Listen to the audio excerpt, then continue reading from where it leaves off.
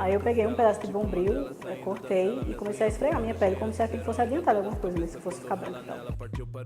Eu acho que quando eu saio de casa eu tenho mais medo de me bater com um carro da polícia do que de me bater com um carro de malandro. Eu não era pretendente de ninguém, eu não podia gostar de ninguém, porque né, era feio para as outras pessoas, né? Tem uma preta gostando deles e tal. Eu não sabia o que era ser gay, mas eu já carregava esse rótulo desde que eu tinha 7 anos. Eles não querem saber se você é negro de pele clara ou negro de pele escura, você é negro. Eu pensava, quando eu era mais jovem, que se eu fosse branco, eu acho que isso teria um impacto menor nas pessoas, né?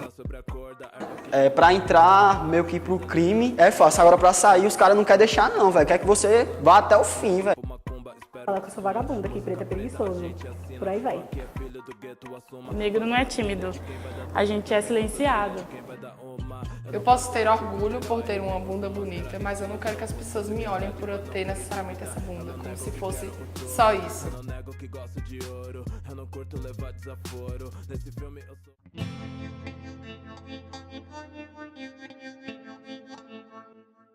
Meu nome é Marina, da Paixão Romualdo. Eu tenho 20 anos, sou de Rio Claro, interior de São Paulo.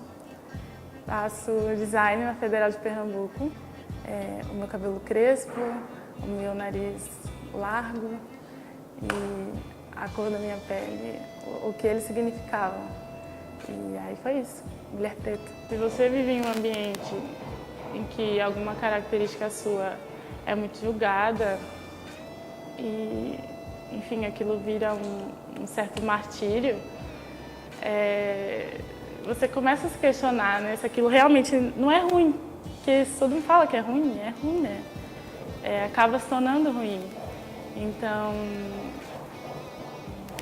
acho que o autor é isso, você talvez influenciado pelo meio, descobrir que você realmente é ruim de alguma maneira e começar a se martirizar por aquilo, né? Se prejudicar por aquilo. Eu não era pretendente de ninguém, eu não podia gostar de ninguém, porque né, era feio para as outras pessoas, né? Tem uma preta gostando deles. Quando a gente consegue alcançar esse patamar, a gente começam a surgir outras questões em que a gente tem que levar em consideração, em que eles são muito pesados, né? Para a gente que está começando a amar, que é um sentimento tão lindo e tudo mais, não devia entrar em questão, mas para o negro acaba virando uma questão. Eu moro no Maurício de Nassau, então, e eu vou no supermercado de lá e não é muito comum, né, uma figura negra nesses locais. Então, quando eu me aproximo, quando eu chego, há uma estranheza, né, não sabem digerir muito bem o que acontece, então fica esse cerco, né, em volta de saber o que o negro está fazendo lá, o que ela vai comprar, o que ela vai fazer. Eu sou muito a favor de cotas. Eu acho que aquela história de dívida é bem real, assim. As pessoas tentam anular isso, dizendo que todos são capazes e tudo mais. Realmente, a gente é capaz, a gente mostra aqui quanto a gente é capaz. Só que vai muito além disso, sabe? É mais de estrutura de sociedade. Não tem como dizer que todos somos capazes, enquanto a gente é muito interiorizado ainda, né? A gente não consegue ocupar os lugares. Tinha eu de negra. E eu falei, cara, onde foi parar, né? Todo esse pessoal, porque as pessoas foram inscritas e tudo mais. E aonde estava? E eles não estavam lá. E eu falei, por quê, né? Tipo, o que aconteceu nesse processo que esse lugar que era reservado pra gente e era de direito nosso, não foi ocupado. Mesmo sendo da mesma, sei lá, classe social que eles, estudar no mesmo colégio e tudo mais, de alguma maneira eu era inferiorizada. Então, eu entrava na loja para ver uma camiseta, todo mundo estava junto e tal, e vendo a mesma coisa, só que a vendedora da loja chegava neles e me olhava meio torto, tipo, o que essa menina tá fazendo aí, né, junto com o pessoal e tal. Vão ser meio assaltados, não sei, de alguma maneira eu prejudicava, sabe, o ambiente. E eu acho que até entendia o que acontecia, mas eu acho que a gente tenta meio que anular, sabe, as coisas assim, antes de compreender totalmente a situação. A gente tenta falar, é pela cor da minha pele? Quando? Jamais, né? As pessoas não chegariam a esse ponto, jamais, de rebaixar alguém pela cor. Falo que a gente não é tímido, né? O negro não é tímido, a gente é silenciado. Então, antes eu só me colocava na posição de negra e tal, e falava, pô, eu sou preta e tal, então vou ficar só aqui no meu canto e, né, não vou questionar as coisas, não vou meter meu dedo na ferida dos outros e não vou tal, porque eu já tenho a minha e então vou ficar aqui, sabe? E agora eu entendo que não, que eu tenho que ir atrás, eu tenho direito de questionar, eu tenho direito de falar, eu tenho direitos. E então hoje eu me imponho mais. Então, poder ir no supermercado e não ser seguido pelo fiscal, poder ir no shopping, ver uma blusa e o segurança não olhar meio torto e, sabe, é isso. Se eu quiser ir de chinelo no supermercado, isso não quer dizer nada, sabe? Então, ter só alguns privilégios que quem não é negro tem, mas acho que deixar de ser negra não.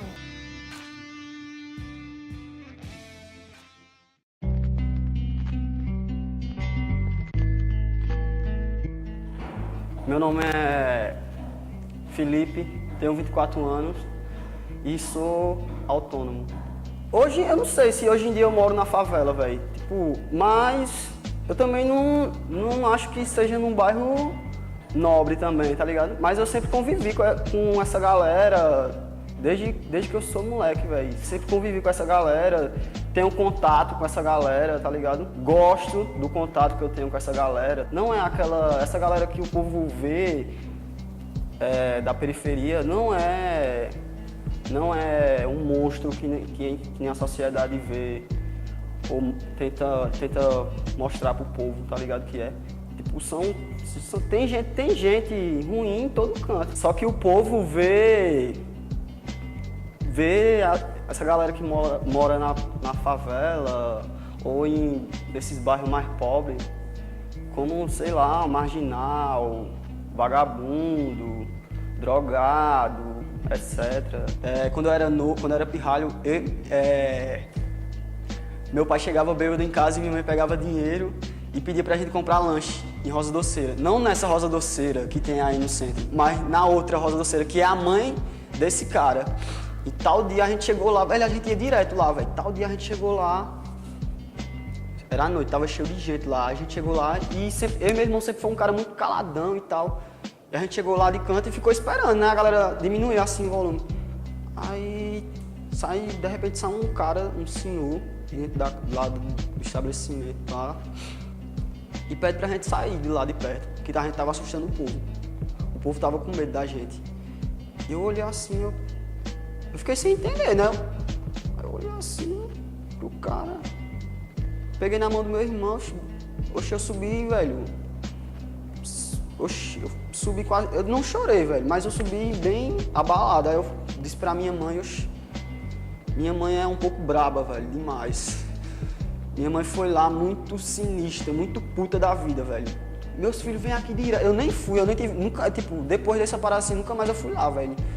E, tipo, às vezes eu sento assim, lá em Rosa Doceira, eu fico meio eu converso com um cara super de boa. A gente quando eu não tenho dinheiro, ele me vende e depois eu pago a ele assim. Só que ele nem sabe dessa história, tá ligado?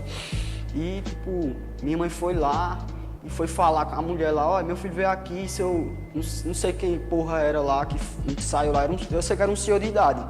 Oxe, a mulher falou lá, não, me desculpe, não sei o quê, mas aquela coisa, né? Tu não sabia não, tu não viu não, na hora não. A senhora lá, atendendo lá o povo lá, não viu não, na hora que o velho chegou lá e tal. Da outra vez também rolou, no mercadinho também. Eu fui comprar o pão, tipo, toda vez antes de comprar o pão, eu sempre passava assim na parte dos biscoitos, pra ver o que era que ia dar pra comprar quando sobrasse o troco do pão e da parada que minha mãe pedisse pra comprar. Aí eu tava olhando os biscoitos, né? Aí fui comprar o pão. Quando eu volto, meu irmão, velho, o gerente lá do mercadinho pegou no meu braço. Agora ele pegou com força, velho, no meu braço. Ele pegou no meu braço assim e falou, tipo, com certeza, tá ligado? Do que tinha acontecido. Pegou no meu braço assim e disse, cadê o biscoito que tu pegou naquela hora? Oxe, eu olhei pra cara dele, eu tive um susto, velho, do cara assim, eu olhei pra cara dele assim, que biscoito? Eu botei lá, velho, o biscoito, não sei o que. O biscoito que tava lá, não sei o que, aí ele meio que passou a mão assim nos meus bolsos assim. E eu moleque, velho, eu era moleque mesmo. Tipo, essa história eu nem contei pra minha mãe, velho. Eu cheguei em casa, depois desse dia assim, nunca mais eu fui nesse mercado. Nunca mais eu fui nesse mercado. Traumatizado, velho. Essas paradas assim traumatizam qualquer moleque. Eu gosto de andar de skate na madruga por conta que não tem movimentação e tal. E tipo, rola as abordagens sinistras, doido. Sinistra mesmo. Tipo, a gente tava em Rosa, foi tomar um café e tal, aí eu fui entregar um violão a um amigo meu na casa dele, aí a gente tava saindo, aí os caras lá nos cavalos sinistros chegaram, encosta aí, pá, não sei o que, perguntando o nome e perguntando onde eu morava, e perguntando se eu tava drogado e se eu já tinha usado droga naquela hora que ele tinha me abordado. Quando não rola agressão, tá ligado?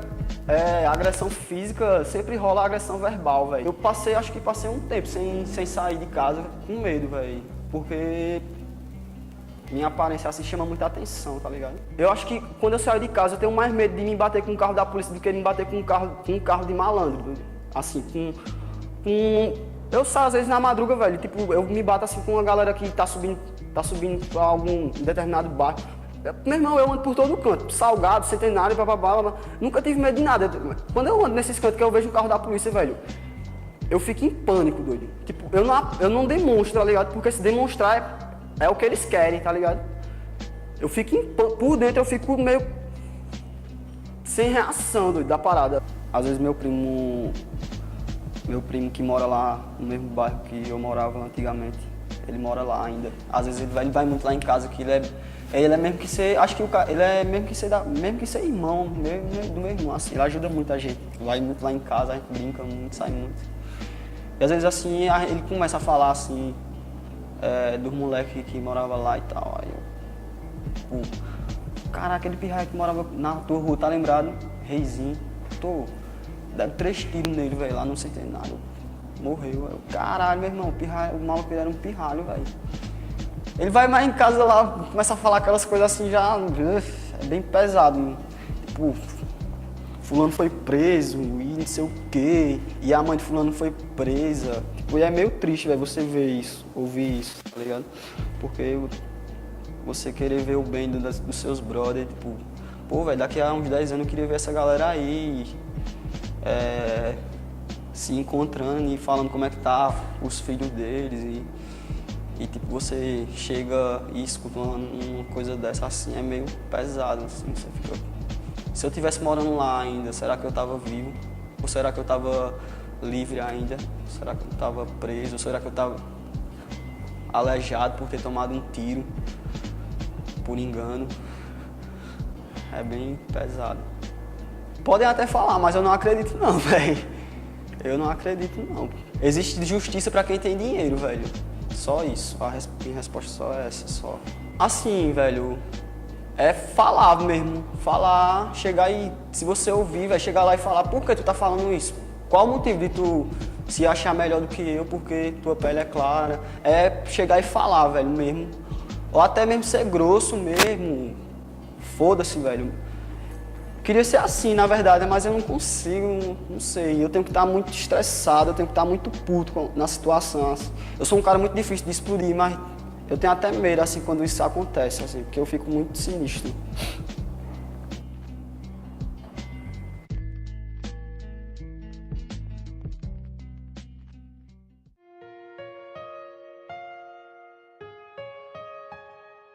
Então, meu nome é Maria, eu tenho 23 anos. Me descobri mulher negra, acho que aos 12 anos por aí. Eu comecei a me afastar do povo da minha família porque eu comecei a perceber que, por causa dessa cobrança, no caso, que eles sempre falavam que meu cabelo era feio, eu tinha que alisar desde os 10 anos por aí. Uma vez eu dei alisamento, meu cabelo caiu, todo mundo ficou, né, tirando onda da minha cara em vez de me ajudar. E eu sempre vi minhas primas loiras do olho azul conseguindo namorado bem mais cedo do que eu. Isso começou a me afetar e eu comecei a me afastar, porque toda vez que a gente saía, todo mundo dava em cima delas e eu ficava de fora.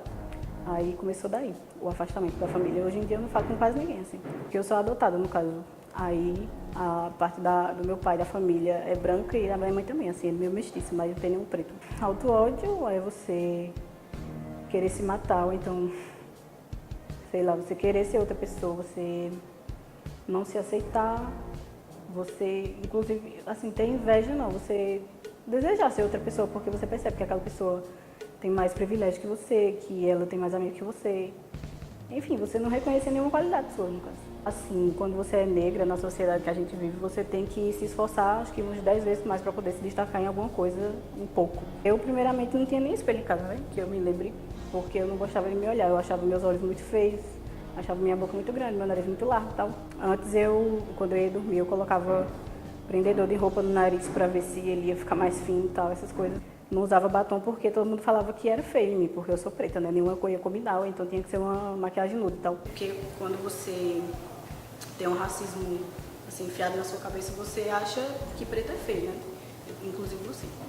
É como se eu não tivesse adaptada com a minha cara de verdade, sabe? Assim, porque eu sempre olhava no espelho querendo mudar alguma coisa. Hoje em dia, como eu consigo lidar melhor com isso, eu só percebo pessoas assim com olhares estranhos pra mim na rua.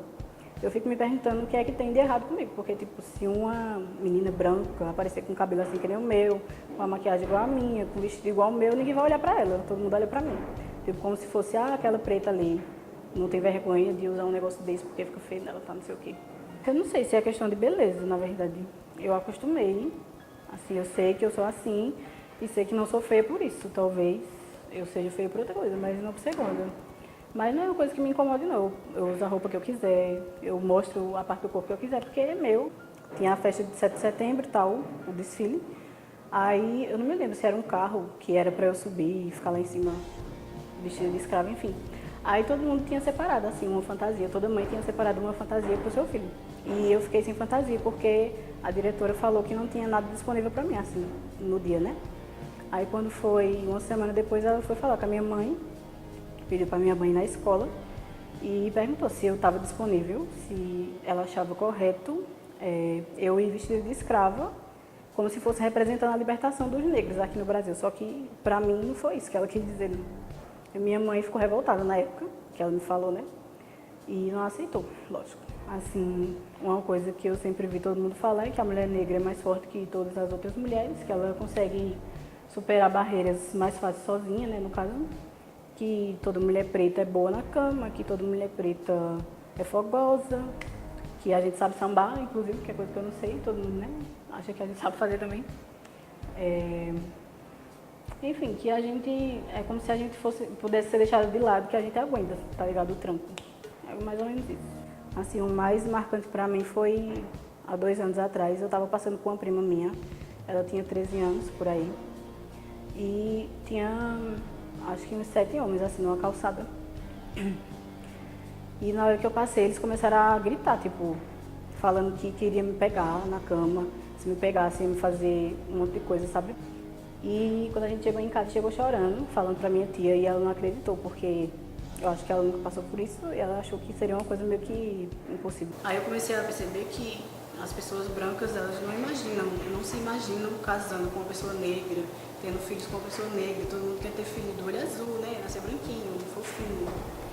E eu percebi que isso também estava um pouco na minha cabeça, assim, tipo, quando eu era mais nova e gostava dos meninos e das meninas, eu sempre me imaginei como uma pessoa branca, eu nunca me imaginei do lado de uma pessoa negra. Aí eu comecei a me perguntar por quê.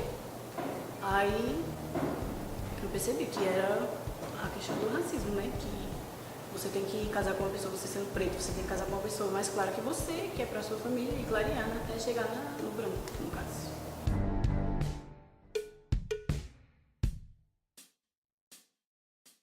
Uma foto. Eu sou o Ricardo, tenho 22 anos e faço design. Assim, na verdade eu sempre tive esse pensamento, apesar da minha família ser praticamente todos brancos. Eu sempre cresci com essa conscientização. Porque assim, a parte da minha mãe é toda branca e a parte do meu pai é toda negra. Aí foi a mistura. Eu sempre tive problemas de aceitação com minha aparência e com minha personalidade. E eu acho que isso acabava que implicava mais tensão no meio. Porque eu sempre saía com meu primo, porque a gente foi criado junto, tinha a mesma faixa etária, e sempre, tipo, ai, que menino tão bonitinho, não sei o quê, porque ele era o galeguinho do olho verde. E sempre eu era o excluído, só estava ali perto, mas nunca era admirado de nenhuma forma, nem em relação ao que sabia fazer, de se dar bem, sempre ele era mais o queridinho. Até hoje eu ainda sofro um pouco com isso de aceitação, porque eu percebo que eu não pertenço a nenhum padrão. Eu pensava, quando eu era mais jovem, que se eu fosse branco, eu acho que isso teria um impacto menor nas pessoas, né? Levar uma hipótese, né? Se eu fosse branco, será que isso seria menos... Não, foi o fato do empoderamento em si, né? Que antes eu tinha consciência de que eu era negro, que eu tinha a consciência dessa questão toda, só que eu ainda continuava alisando os cabelos, usando maquiagem, de um tom mais claro. Aí depois eu parei pra pensar e disse, sim, se eu sou negro, se eu acho lindo, e por que eu tô meio que me camuflando de uma certa forma pra agradar quem? Vamos dizer assim. Aí eu parei, raspei o cabelo e deixei crescer. Aí eu tinha uns 15 anos. Na verdade, eu não me assumi. Minha mãe descobriu. Na verdade, ela já estava suspeitando. E na época eu tinha um namoradinho e ela viu a carta dele na minha bolsa, porque ele era da escola. E ela veio conversar comigo, o que era aquilo, que aquilo era coisa normal e não sei o que, e começou a me prender. Tipo, tirou a internet, tirou o computador, tirou o celular, tirou tudo. Aí eu fugi de casa e foi um cabaré. E pronto, quando eu voltei ela já estava se sentindo culpada porque pensou que tinha acontecido alguma coisa comigo, que já fazia o quê? Uma semana eu sumido. E quando eu voltei eu passei na casa de uma amiga, ela disse, não é melhor você ficar aqui não, porque sua mãe vai vir aqui e ela sabe onde eu moro. E aí eu fiquei pela rua mesmo. Aí, às vezes dormia numa igreja que tinha lá perto, aí eu pulava o muro e dormia. Na verdade me acharam, né? Eu não voltei porque eu quis. Um dia antes deles terem me encontrado, eu fui pra casa da empregada da minha mãe, porque eu disse que estava cansado, estava com fome, não sei o que, queria tomar um banho. Aí eu fiquei lá. Aí no outro dia, quando ela foi trabalhar, ela foi e contou, né, que eu estava na casa dela. Aí minha avó foi me buscar. Aí eu só voltei porque minha avó foi me buscar, porque se fosse minha mãe eu não teria voltado. Porque na verdade eu fugi de casa por causa da minha mãe, né. E aí quando eu voltei, ela estava muito segura, ela tinha medo de fazer qualquer coisa, porque ela pensava que eu ia fugir de novo. Então tudo ela com cautela, com receio. Tudo vinha conversar, tudo vinha querer saber o porquê. Hoje a gente já é outra história, né? Tipo, de uns 2 anos pra cá, minha mãe mudou muito em relação... Depois que eu vim estudar aqui em Caruaru, acho que já faz uns 3 anos. E ela viu que a presença conta muito. Tipo, antes ela podia me ver todo dia, agora ela me vê uma vez no mês. E aí meio que caiu a ficha dela, dizer, eita, por que eu tava segregando, fazendo um carro de uma besteira? Porque não é nada, né? Segregar é nada. E pra ela via como se fosse algo... coisa de mãe, né? Meu pai eu vejo assim, uma vez no ano e olhe lá. Ele diz que eu não existo e pronto. Assim, ele diz que ama, ele diz que gosta, ele diz que pensa, mas ele não liga pra mim pra saber como eu tô. Tipo, ele sabe que eu moro em outra cidade, que eu não trabalho, que eu só dependo do auxílio da faculdade. E no momento ele liga, ó, tu tá precisando de alguma coisa, tu quer alguma coisa, ele não me ajuda em nada, também ele não procura saber de nada. E eu também não procuro ir atrás de nada, deixo ele livre pra fazer o que ele quiser. Assim, teve um período que eu sofri, né? O fato do ser gay na escola, pelo menos no meu tempo, era muito... sei lá. Porque na minha escola mesmo não tinha. Tinham poucos. E os poucos que tinham eram incubados, né? Assim, no armário.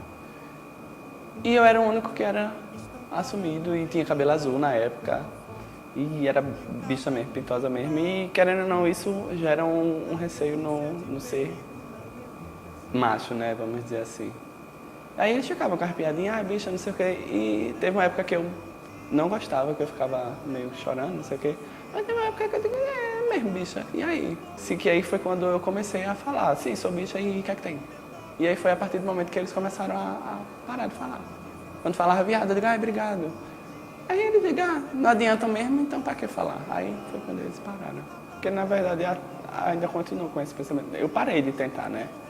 De tentar, porque antes eu ficava, não, eu queria conhecer alguém, de tentar... Não, hoje em dia eu nem tento. Porque que fosse uma coisa que eu não, lá dentro eu soubesse que eu não vou encontrar nunca. Uma coisa que falasse, não uma coisa interna. Assim, às vezes eu vejo pelos meus amigos, né? Que eu vejo que tá todo mundo no relacionamento, todo mundo aparentemente feliz, bem. E eu sou o único que não estou em um relacionamento, um dos poucos, né? Que não estão. Porque eu me sinto muito só. Eu acredito que eu seja um ser muito solitário. Mas aí eu fico pensando, será que se eu conhecesse alguém que se não sei o quê? Mas são só hipóteses, né? Pelo fato de que as pessoas, vamos dizer, eu vou falar dos últimos relacionamentos que eu tive. Tipo, tava se conhecendo, tava ficando, tava indo numa reciprocidade legal e não sei o quê. Quando, a partir do momento que a pessoa se viu, não é pressionada, mas ela, a partir do momento que ela viu que ia partir para uma coisa a mais, uma coisa mais séria, vamos dizer assim, ela recuou. E disse que não estava interessada, que não queria nada sério no momento. E depois de 2 meses, 1 mês, sei lá, ela foi e estava namorando e essa pessoa era branca. E pode ser que seja, pode ser que não seja, mas, né, fica no ar. São dúvidas, né, que até hoje a gente não fica ainda na dúvida, né, sem saber o que até o que, não sei.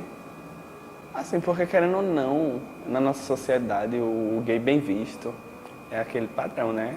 Alto, branco, barba, forte, que se veste aparentemente como um homem deve se vestir. Esse é o padrão, é o que todo mundo procura, é o que todo mundo acha bonito. E a partir do momento quando foge disso, já tem um certo preconceito, né? Porque tem muito preconceito dentro do meio LGBT por isso. Tipo, não sou e nem curto afeminados. E tipo, você meio que exclui uma pessoa, você nem sabe quem é aquela pessoa, só porque ela é afeminada, você não quer nem conversar com ela, mas por quê? O mais padrão vai ser o mais aceitável, vamos dizer assim. Se o padrão é um gay que não aparenta ser gay, então vamos tentar ser mais parecido para ver se a gente é mais aceito. E não adianta, né? É aquela coisa que você tá tentando tapar o sol com a peneira. Teve uma época que eu usava umas roupas bem de boyzinho mesmo, tipo camisa polo, essas coisas lá. É porque assim, eu penso muito, antes de sair de casa, eu penso muito no que eu tô vestindo, porque eu acredito que isso é o que você transmite para as pessoas, né? E até hoje eu fico meio receoso de usar algumas coisas e as pessoas vão me notar demais, aí meio que eu vou tentando tirar para ser menos percebido, vamos dizer assim. Eu não sei se o fato da gente ser afeminado, isso vai meio que ferir a masculinidade do ser que não é gay. Eu não sei se ele pensar nisso. Porque aparentemente não tem um motivo óbvio de não gostar. Tipo, se você não gostar, é uma opinião sua. Mas o fato de você xingar, de você querer bater, de você falar coisas que vão machucar a pessoa, não tem explicação.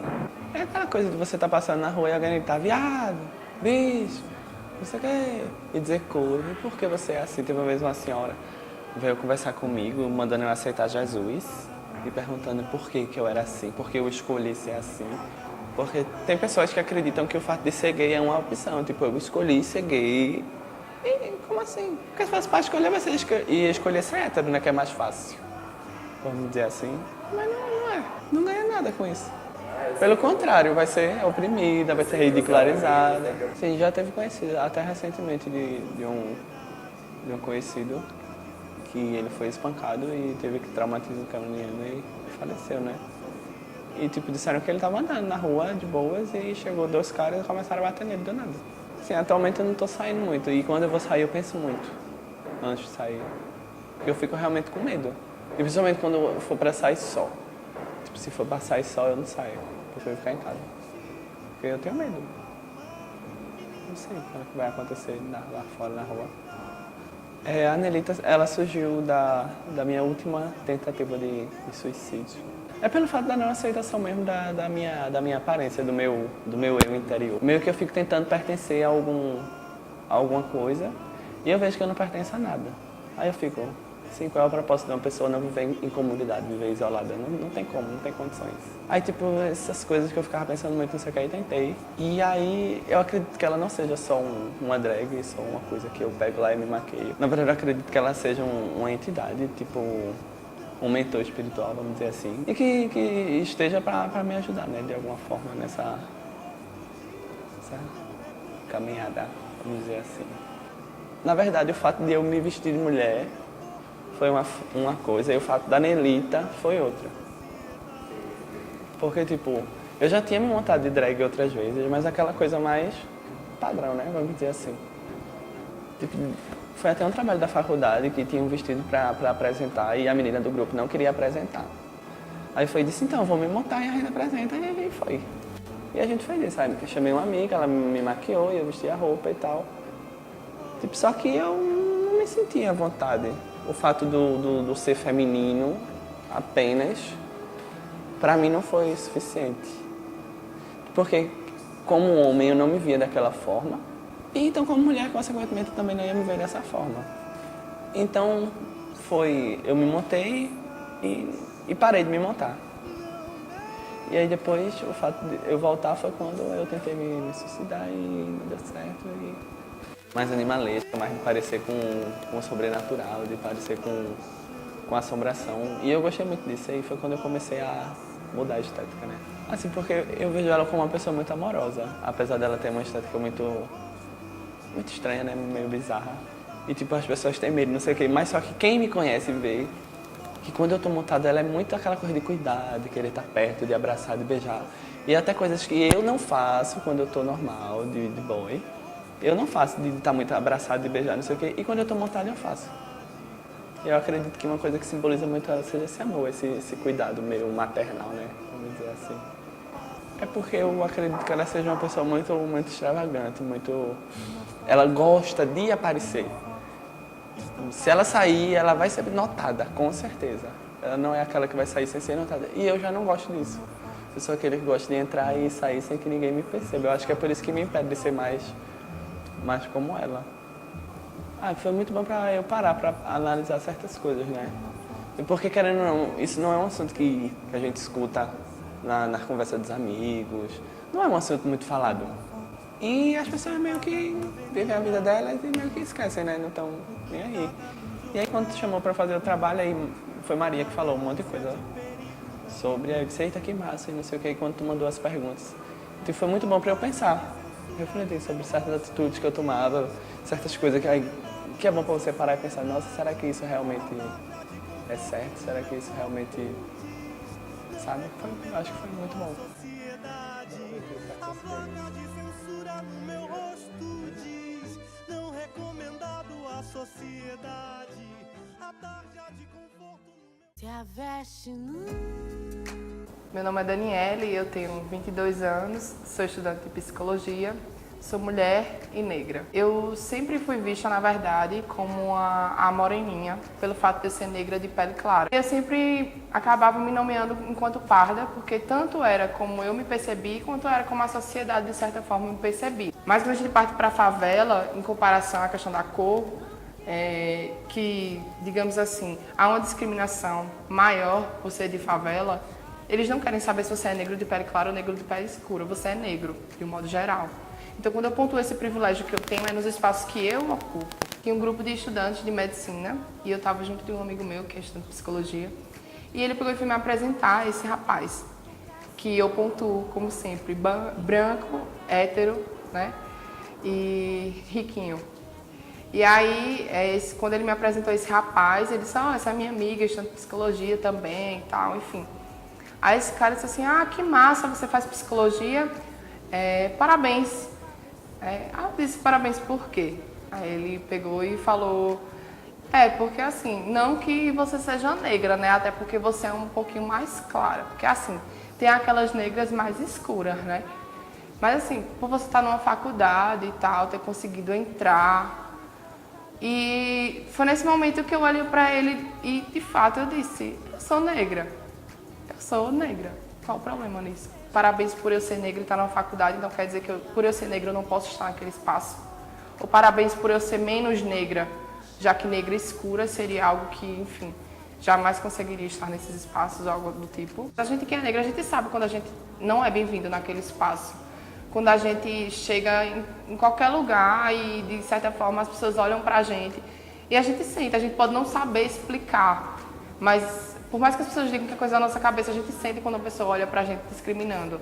Eu, particularmente, nunca me dei bem com um espelho, porque eu nunca me achei suficientemente bonita para o que as pessoas esperam ou idealizam enquanto bonita. Uma sociedade diz que para você ser bonita, você tem que ser branca, você tem que ter cabelo liso, você tem que ser loira, magra, enfim, você tem que ser rica, eu sou o quê, então? Eu não sou isso. Então, a gente carrega, querendo ou não, sabe? Porque dentro desse processo de alisar, a gente, de alguma forma, tentar se encaixar em um padrão. Só que eu nunca consegui estar no padrão desejável pela sociedade. Porque por mais que eu alisasse meu cabelo, ainda não era bonita o suficiente, eu não estava arrumada o suficiente, meu cabelo não estava bonito o suficiente. É um processo doloroso, mas é fortalecedor, porque de alguma forma você modifica o jeito que você se percebe nessa relação você com você mesmo. Mas porque é uma mudança de dentro para fora, na verdade, não é uma mudança estética. É até, digamos assim, uma construção identitária, sabe? A gente passa a se ver de outra forma, a gente se fortalece, se posiciona. Quem é mulher negra sabe que a gente sofre 1000 vezes mais, né? A mulher branca sofre por ser mulher, com o machismo, enfim. Mas a gente sofre com o machismo, o racismo e o sexismo, né? Então, é como se a opressão fosse 1000 vezes maior em comparação a outras mulheres. O que mais me incomoda nesse processo mesmo, essa relação com o meu próprio corpo, é a forma que eu sou vista. Porque eu não sou só ele, mas de alguma forma todas as pessoas me percebem sendo só corpo. Que isso, na verdade, é, de um modo geral, a percepção que as pessoas têm sobre as mulheres negras, né? Porque fomos objetificadas em todos os contextos, historicamente falando, coisificadas, na verdade.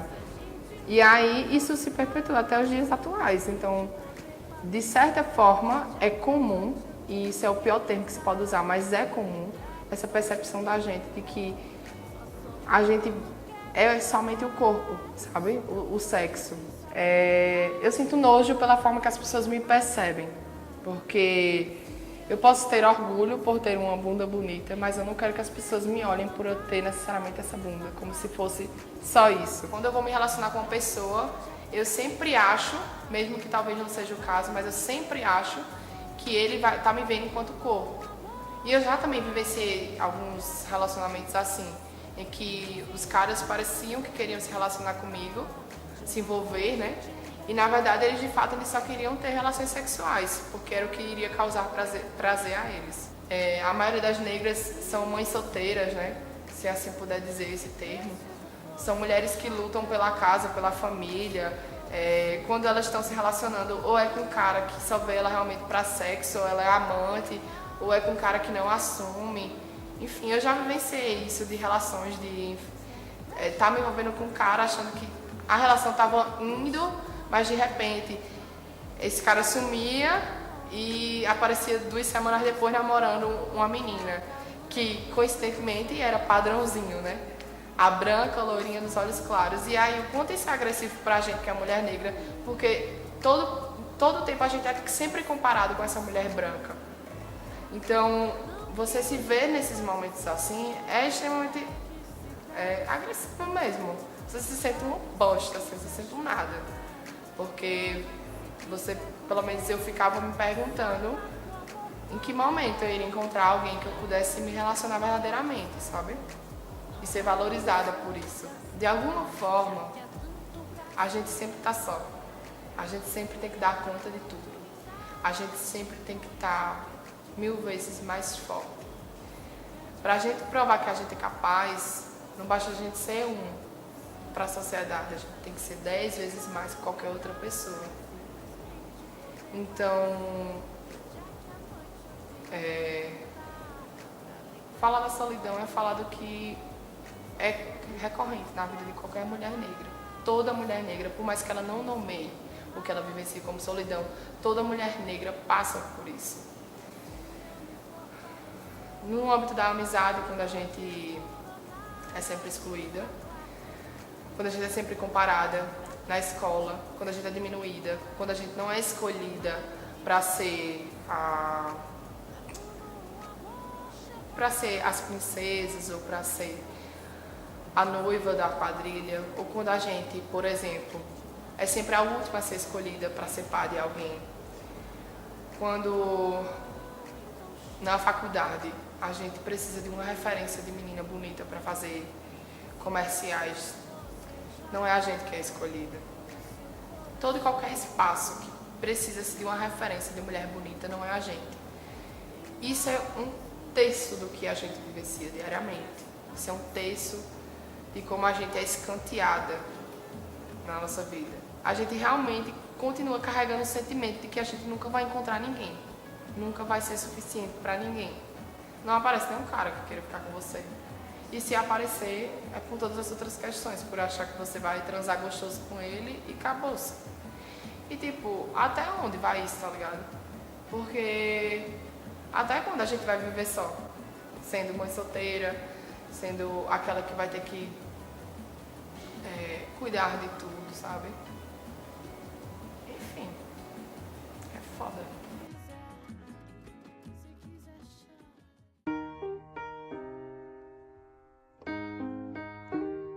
Meu nome é Eva, tenho 24 anos e sou estudante de enfermagem. Eu passei a me afirmar como homem negro depois que eu comecei a não aceitar termos como moreno, pardo, porque isso é uma forma de embranquecer a população negra, que a nossa sociedade, quanto mais embranquece a pessoa, melhor. Quando eu me percebi como negro e não como uma pessoa parda, que na verdade é uma pessoa que não existe pessoa parda, o papel é pardo. Moreno é uma pessoa branca do cabelo preto, então eu me vi uma pessoa negra quando eu comecei a refletir sobre esses termos e o quanto eles tentam diminuir sua vivência quando, na verdade, você é negro e não um meio termo entre branco e negro. Eu acho que quando eu comecei a me interessar mais em participar do movimento estudantil, quando eu comecei a entender mais sobre política e entender como o racismo é institucionalizado no nosso país e ele está enraizado em todas as nossas vivências. Então, isso foi me abrindo a mente para conhecimentos e termos e conceitos que antes eu não tinha acesso. Então, desde pequeno, eu já tinha indícios de que eu era gay. Os outros meninos da rua sempre brigavam comigo, sempre eu sofria bullying. Tinha uma certa sensibilidade maior do que os outros meninos. E isso, de certa forma, não era compreendido. E todos os gays que apareciam na novela, automaticamente, se tornavam meu apelido naquele período. Eu não sabia o que era ser gay, mas eu já carregava esse rótulo desde que eu tinha 7 anos, 8 anos. Eu nunca me abri e isso sempre ficou nas entrelinhas, porque nunca foi uma coisa que eu me sentia à vontade para discutir, para conversar, porque nunca houve essa abertura. Então é como se, aquilo existe, aquilo está ali, só que está embalado dentro de uma caixa e a gente não vai abrir essa caixa e nem vai falar sobre isso. É como se isso não existisse. Então é uma vivência totalmente privada de ser discutida. Eu não tenho 100% de liberdade de conversar sobre, por exemplo, quando eu beijei um menino pela primeira vez, ou quando eu tinha um namorado levar para casa, ou meus amigos que eram mais afeminados fazer parte do meu convívio de ir lá para casa, dormir lá em casa, porque sempre era como se tivesse aquele grande tabu, sabe? Aquele peso e aquele assunto que vamos evitar conversar sobre. Para eles deve ser informação demais. Eles devem pensar que ignorando isso é como se eles fosse ignorar a existência disso. Eu só criei uma barreira tão grande entre falar sobre isso com eles que, para mim, já é uma coisa que foi naturalizada, quando não deveria ser. Quando eu deveria ter o apoio dos meus pais para eles, tipo, saber o que está acontecendo na minha vida amorosa, na minha vida afetiva. E isso nunca foi discutido. É criado um grande muro nesse assunto e as minhas vivências de afetividade, eu sempre tive só meus amigos para conversar sobre. Você ser negro, o negro e gay na sociedade é visto de uma forma totalmente hipersexualizada ou de uma forma totalmente caricata, como se existisse um limiar entre uma coisa e outra. Nossa vivência é totalmente negligenciada, a gente não tem representatividade. Todos os filmes no meio LGBT você só vê personagens de homens brancos. Você juntar uma minoria a outra cria um novo um novo grau de opressão, uma nova forma de se pensar essa opressão, porque você faz parte de dois grupos que é historicamente, socialmente e culturalmente marginalizado e negligenciado por essa sociedade que é tão preconceituosa. Eu nunca tinha parado para pensar tanto sobre isso da hipersexualização do homem negro. E quando eu comecei a refletir sobre isso, eu comecei a repensar todas as minhas vivências, de o quanto tantos relacionamentos que eu tive, ou tantas pessoas que eu me relacionei sexualmente, o quanto o sexo era apenas uma coisa que estava contando, que estava presente ali. Eu fico me perguntando se isso não fez com que minha vivência de afetividade, de sexualidade fosse explorada de uma forma totalmente diferente dos meus outros amigos gays que não são negros, sabe? O quanto o corpo do homem negro, ele é desejado, mas não mais do que isso. Porque as pessoas veem um corpo, mas não veem uma pessoa que tem sentimentos, que tem algo a acrescentar ao mundo além do corpo, que tem uma mente que pode contribuir. E onde estão os negros na ciência? Onde estão os negros na TV? Onde estão os homens negros gays com representatividade nos lugares de poder? Eu não vejo, eu só vejo os homens negros tendo espaço quando é para tirar a camisa e mostrar o abdômen sarado, ou a bunda grande, ou o pênis grande. E a gente tem muito mais que isso a oferecer. As pessoas veem no homem negro gay uma forma de saciar seus fetiches, não como uma pessoa que, como qualquer outra, está ali e precisa de afeto, precisa de carinho, precisa de amor. Eu acho que as pessoas não se dão conta disso,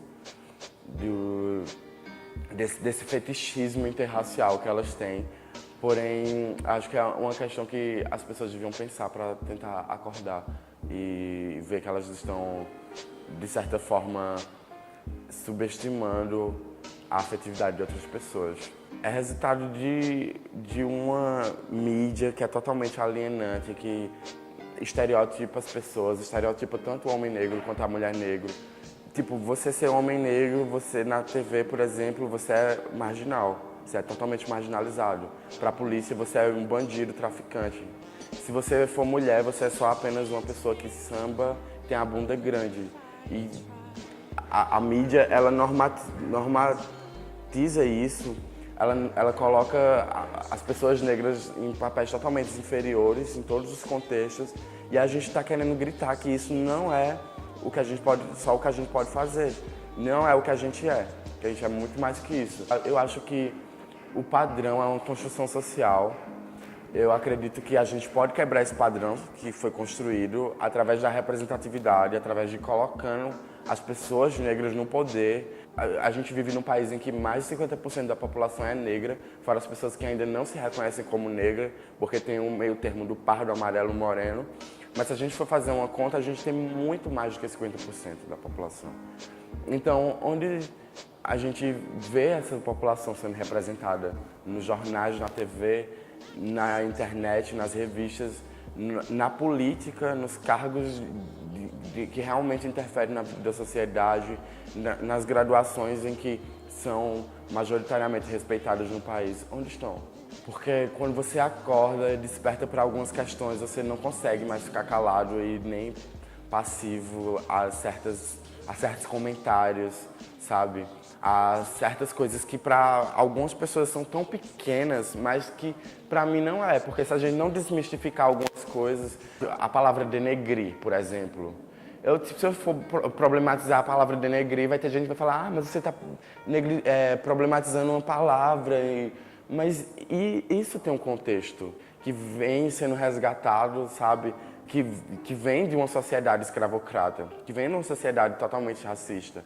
Então, o racismo, ele não é tipo, você é negra, eu não gosto de você. Não é assim que a gente sofre racismo. É nessas pequenas coisas. E se a gente não desconstruir essas pequenas coisas, a gente sempre vai ter as pessoas utilizando a negritude como para marcar uma coisa que é ruim. E a gente precisa quebrar isso. Porque isso é tão problemático hoje em dia quanto a escravidão já foi há anos atrás. E a gente vive num país em que foi o último a abolir a escravidão. Então a gente tem muita coisa enraizada. O racismo está na nossa forma de pensar, na nossa forma de agir, na nossa forma de falar. Então a gente precisa problematizar essas pequenas coisas. É importante a gente falar sobre essas coisas. Algumas pessoas ainda acreditam que o fato de eu estar levantando essas bandeiras, eu vou estar me vitimizando, mas elas não sabem o que é você nascer na periferia, você ter tido uma vivência de ser gay e ser negro nessa periferia, e não só saindo dessa periferia, mas em outros ambientes, em outros espaços. Eu espero que minha vivência possa contribuir um pouco para que as pessoas abram a mente delas e entendam que o que a gente passa não é bobagem, não é vitimização, é apenas uma sociedade que está cansada de ser marginalizada, de ser violentada, de ser negligenciada, de ser silenciada, de ser massacrada pela sociedade majoritariamente heteronormativa e branca. Estou partindo do princípio de que a gente sempre pode mudar as coisas e mudar as coisas de uma forma melhor. Eu apenas tenho minha vivência de sair de um contexto em que, de certa forma, alguns não sairiam. A maioria dos meus amigos de infância que cresceram comigo, hoje em dia, ou estão presos, ou estão no mundo das drogas, ou no mundo do tráfico. Não foi fácil para mim, tendo estudado em escola pública a vida inteira, ter conseguido entrar na universidade, ter conseguido absorver determinadas vivências que a maior parte da população negra não tem acesso nesse país. E eu tendo esse espaço aqui, de estar numa universidade conversando sobre esse tema, sobre minha vivência. Uma universidade que é majoritariamente branca e que nos silencia e que não nos dá espaço, é revolucionário. Para mim, isso tudo aqui é revolucionário. Isso vai soar no universo e a gente vai conseguir mudar as coisas. Quente que nem o conhaque no copo, sim. Pro santo tamo derrubando aquele orgulho que já foi roubado. Na bola de meia vai recuperando. Vários homem bomba pela quebrada, tentando ser certo na linha errada. Vários homem bomba.